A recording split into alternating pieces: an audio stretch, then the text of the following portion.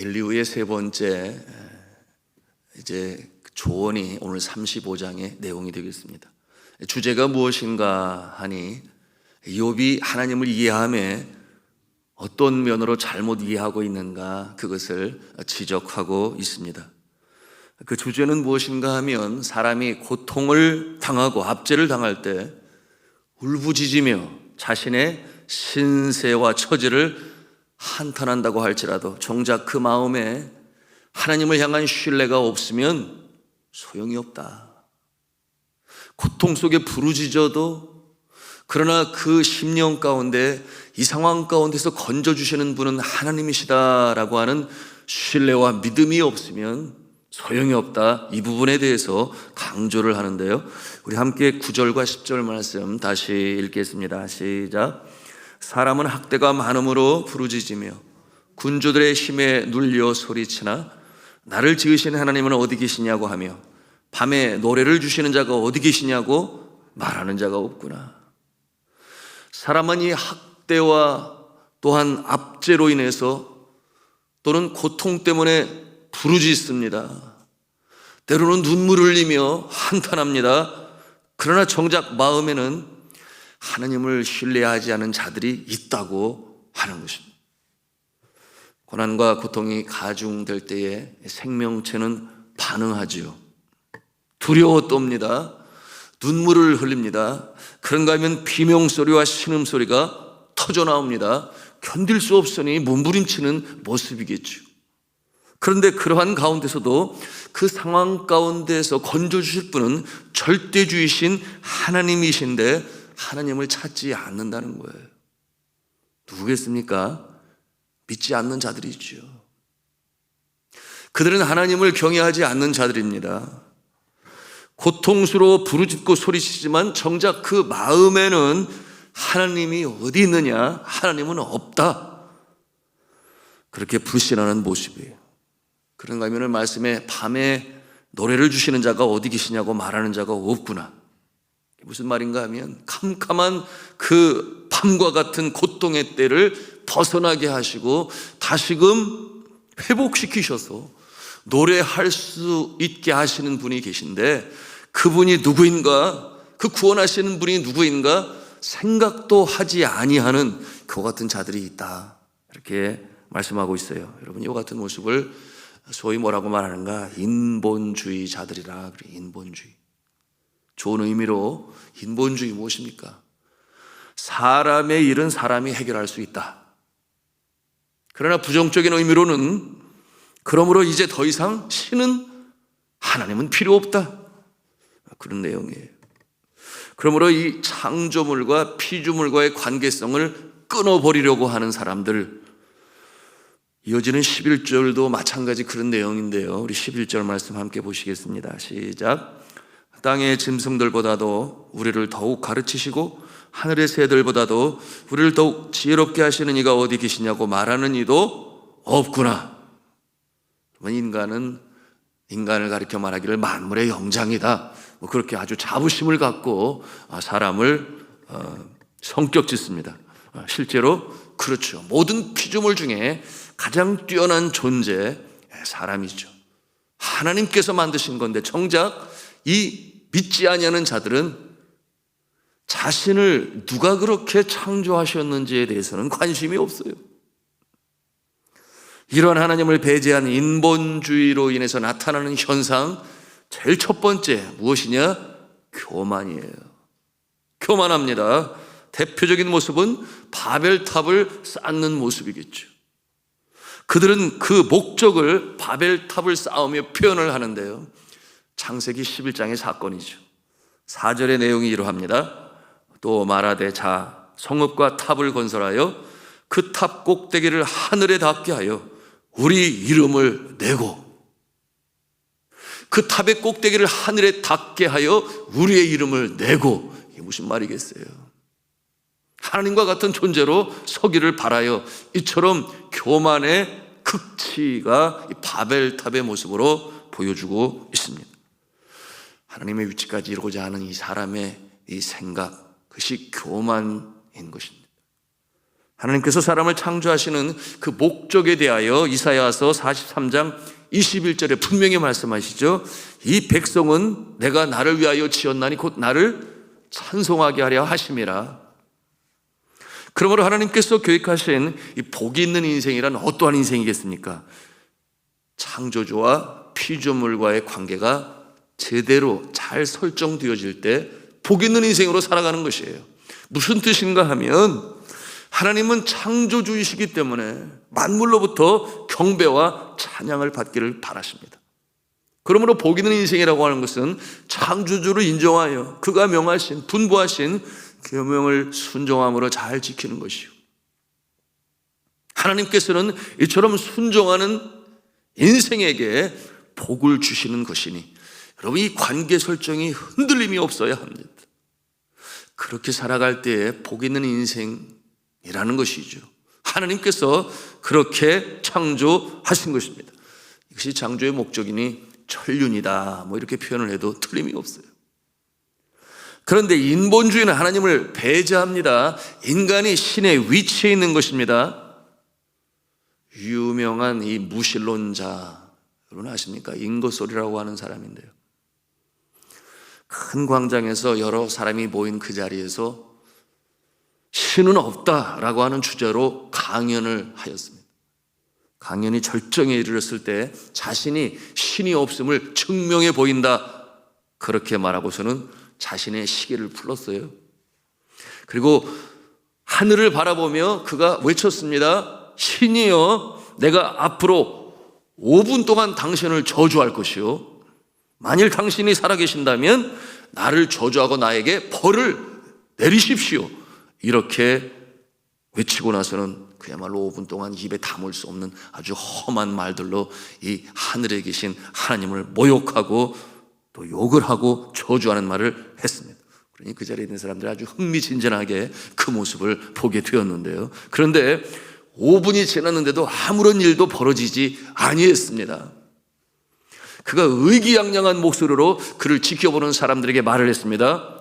보셨지요? 이만하면 신이 존재하지 않는다는 것이 증명된 셈 아니겠습니까? 이와 같은 내용으로 아주 큰 소리를 쳤는데요, 그런데 그를 바라보고 있었던 한쪽에 앉아 있었던 노인이 일어나서 그에게 말을 했습니다. 나는 예수를 믿는 사람이요, 내가 보니 오늘 당신은 신이 존재하지 않는다는 것을 증명한 것이 아니라 당신이 신과 아무런 상관이 없는 자라는 것을 증명해 보였어. 이렇게 답을 했어요. 왜냐하면 나는 경험을 했어. 나의 하나님은 내가 그분에게 거스려 행할 때 나를 책망하시고 나를 징계하셨기 때문이요. 왜 그런가 하면 하나님은 나를 그대로 버려두시지 않을 존재로 여기시기 때문에, 하나님께서는 나를 사랑하시기 때문에 그럴 때마다 나를 돌이키시고 때로는 채찍을 가하시고 회초리를 드셨습니다. 그러므로 내가 주와 더불어 이 관계를 이뤄가고 복 있는 인생으로 살아가고 있어. 그런데 당신은 그렇지 않은 존재라는 것을 증명해 냈을 뿐이요. 이렇게 답을 했습니다. 왜냐하면 하나님은 당신의 행위에 대해서 침묵하셨어. 그렇게 하나님을 욕하는데도 가만히 계신 것은 보니 당신은 하나님의 자녀도 아니고 완전히 버림받은 존재요. 그렇게 답을 했습니다.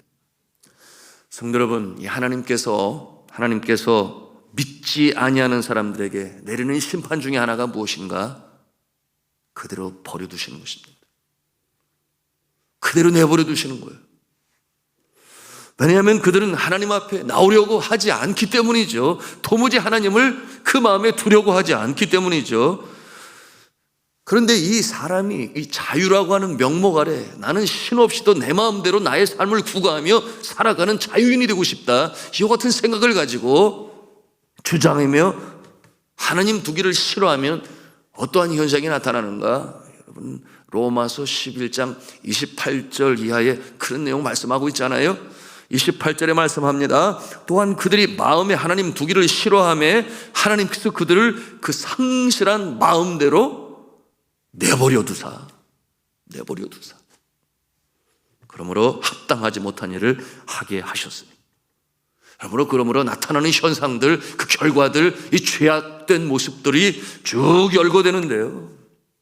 그 내용을 보니 곧 모든 불의, 추악, 탐욕, 악의, 시기, 살인, 분쟁, 사기, 악독, 수군거리는 자요, 비방하는 자요, 하나님께서 미워하는 자요, 능욕하는 자요, 교만한 자요, 자랑하는 자요, 악을 도모하는 자요, 부모를 거역하는 자요, 우매한 자요, 배악하는 자요, 무정한 자요, 무자비한 자라.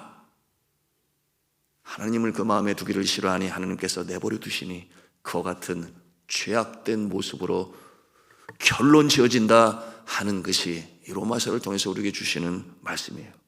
자, 이처럼 하나님을 부인하고 인정하지 아니하고 자기의 뜻대로 살려고 하는 자가 병들었습니다. 상상해 보는 거예요. 사고가 났습니다. 고난과 고통이 닥쳐왔습니다. 어떻게 하겠습니까? 고통이 너무 힘들고 어려우니 부르짖어요, 울어요, 신세를, 상황을 한탄합니다. 그 하나님 없는 부르짖음을 하나님께서 들으시겠냐 하는 거예요. 그러한 부르짖음은 그저 염원이요, 소원이요, 바람이요. 그러나 기도는 아니라는 것이에요. 여러분, 기도는 분명히 구원할 대상자가 있습니다. 그러므로 하나님 아버지 앞에 예수의 이름으로 우리의 간청 소원을 아뢰는 것이 기도인 것이에요.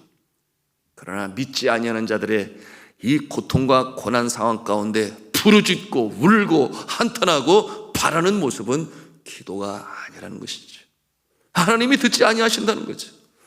성경 본문으로 돌아가겠습니다. 우리 12절 13절 말씀 같이 읽겠습니다. 시작. 그들이 악인의 교만으로 말미암아 거기에서 부르짖으나 대답하는 자가 없으면 헛된 것은 하나님이 결코 듣지 아니하시며 전능자가 돌아보지 아니하심이라. 그들의 부르짖음은 결국 헛된 것이라 그렇게 말씀합니다. 하나님 보시기에 그렇다고 하는 것이죠. 그들의 마음에 하나님을 경외하는 마음이 없기 때문에 하나님께서 보시지 아니하신다는 것입니다. 왜냐하면 그들의 마음에 여전히 자신의 경험, 자신의 지식, 여러분 그것을 하나님의 위치에 놓고 살아가기 때문인 것이죠. 여러분 오늘날 이런 사람들이 얼마나 많은지 알 수가 없어요. 이 세상 가운데 그와 같은 모습 너무나 많아요. 그런데 왜 여전히 영적으로 빼마른 모습으로 살아가는지 알 수가 없어요. 공중 권세 잡은 자들, 이 악한 영이 그 마음을 내버려 두지 않기 때문이에요. 그들이 하나님 앞에 나아가는 것을 방해하고 해방하기 때문이죠. 지금도 이 악한 영은 수시로 틈새를 노리고 심지어는 믿음의 사람들까지 침투하려 하지 않습니까? 여러분 세상 사람들 말이 처음과 끝이 좋아야 한다. 그래야 정말 좋은 평가를 받겠죠. 여러분 태어날 때는 다 비슷하게 태어납니다. 그러나 죽음을 눈앞에 둔 인생은 천차만별임을 우리가 보지 않습니까? 자신의 권력과 재물과 건강과 이 주목을 믿는 사람들도 여러분 한때겠지요.